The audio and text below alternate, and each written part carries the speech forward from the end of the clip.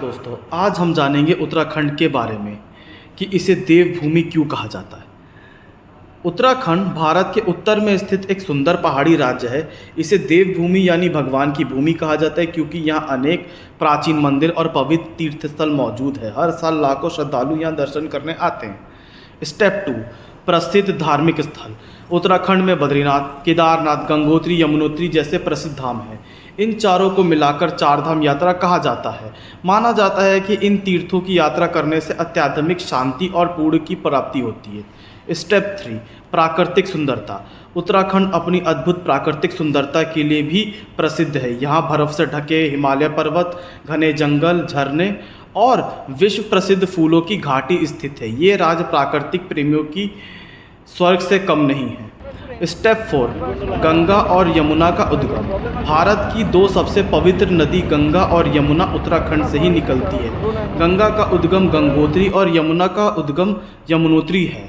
इन नदियों का भारतीय संस्कृति और जीवन में बहुत महत्वपूर्ण स्थान है। स्टेप 5, इतिहास। पुरातत्व प्रमाण के बताते हैं कि उत्तराखंड में प्राचीन काल में मानव सभ्यता रही है। पहले इसे उत्तरांचल कहा जाता था। यहाँ का पहला प्रमुख राजवंश कुड़ित वंश माना जाता है।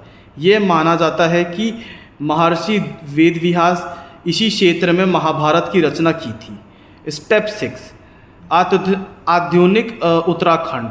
15वीं शताब्दी में राजा अजयपाल ने 52 छोटे छोटे राज्यों को मिलाकर गढ़वाल राज्य की स्थापना की। आज़ादी के बाद ये क्षेत्र उत्तर प्रदेश का हिस्सा रहा, लेकिन लंबे आंदोलन के बाद 9 नवंबर 2000 को उत्तराखंड भारत का 27वां राज्य बन गया।